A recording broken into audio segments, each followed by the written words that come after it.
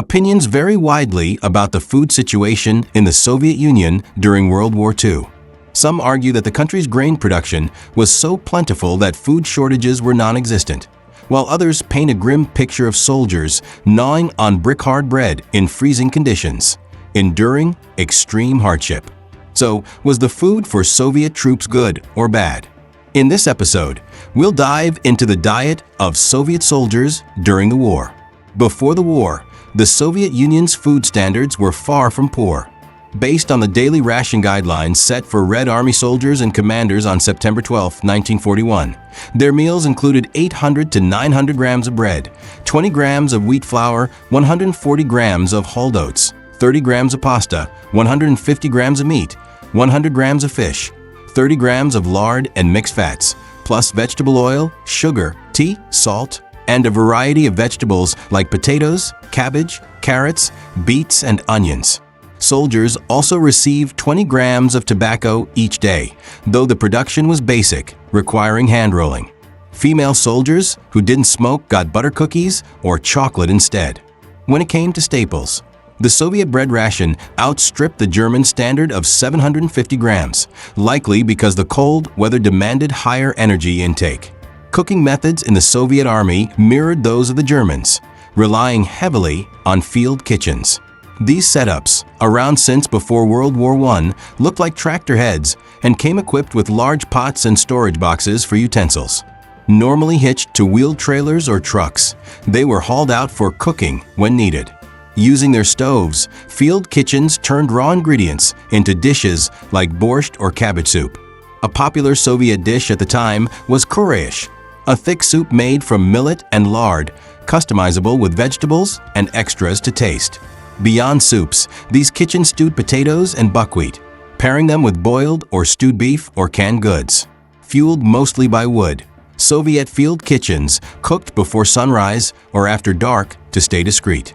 Regulations required soldiers to get 1 or 2 hot meals daily, making the process labor-intensive. Boiling water in big pots took 40 minutes each time, with lunch prep clocking in at 3 hours and dinner at an hour and a half. Once cooked in the rear, how did frontline soldiers eat? The Soviets handled this much like the Germans did. Curious readers can check out past videos on the German Army's wartime diet for more. Typically, soldiers ate near the dining car. But during fierce combat, they risked their lives moving food from field kitchens to the front through trenches. Unlike the Germans, who had insulated food containers, the Soviets usually lacked such gear, forcing soldiers to team up and lug heavy pots brimming with food. On paper, Soviet ration standards seemed solid, but in the chaos of war, meeting them was often impossible. Why was that? Before World War II broke out, the Soviet Union stood as the world's second-largest industrial power and Europe's top agricultural producer, boasting a massive food supply. In 1940, for instance, grain output hit 95.6 million tons, potatoes reached 76.1 million tons, dairy products totaled 33.64 million tons, meat production was 4.7 million tons, sugar beets came in at 18 million tons, and vegetables amounted to 13.71 million tons. While its grain yield trailed the U.S., it dwarfed that of Germany, France, and Italy. Self-sufficient and even exporting food globally, the Soviet Army had no ration worries at this point. That changed dramatically once war erupted. The 1941 Barbarossa campaign dealt the Soviets a crushing blow, costing them the industrial hub of Belarus and the vital grain region of Ukraine.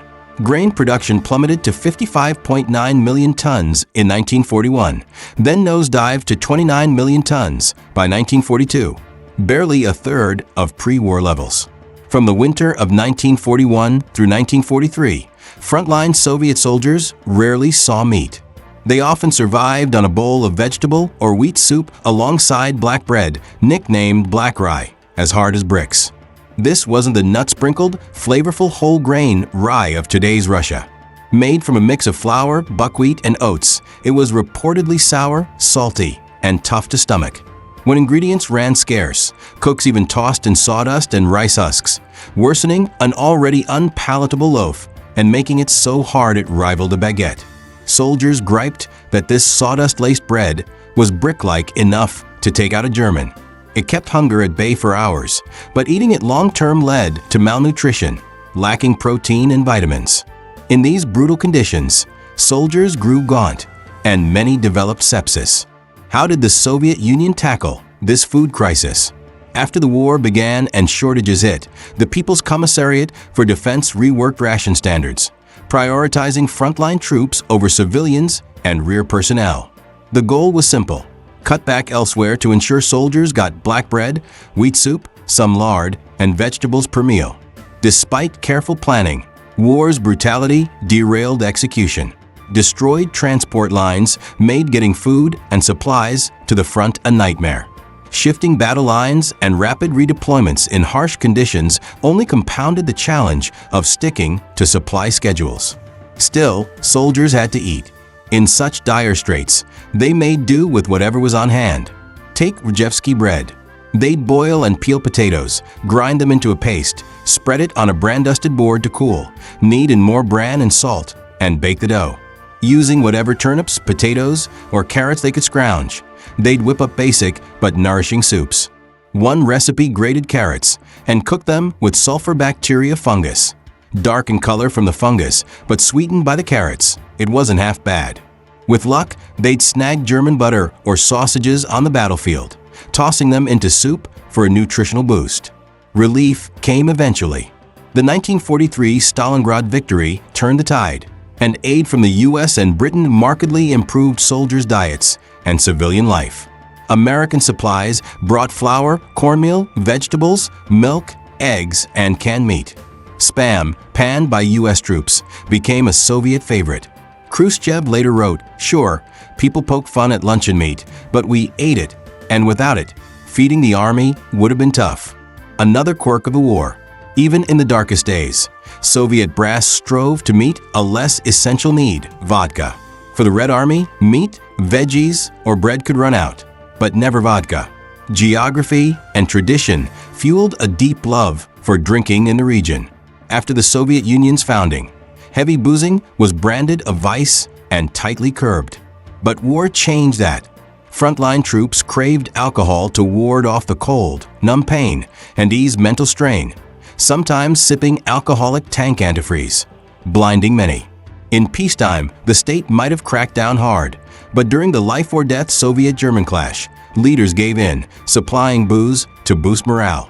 Regulations allotted 100 grams of vodka daily per frontline soldier, double for tank crews, with extra pours for victories, though pre-battle binges were banned.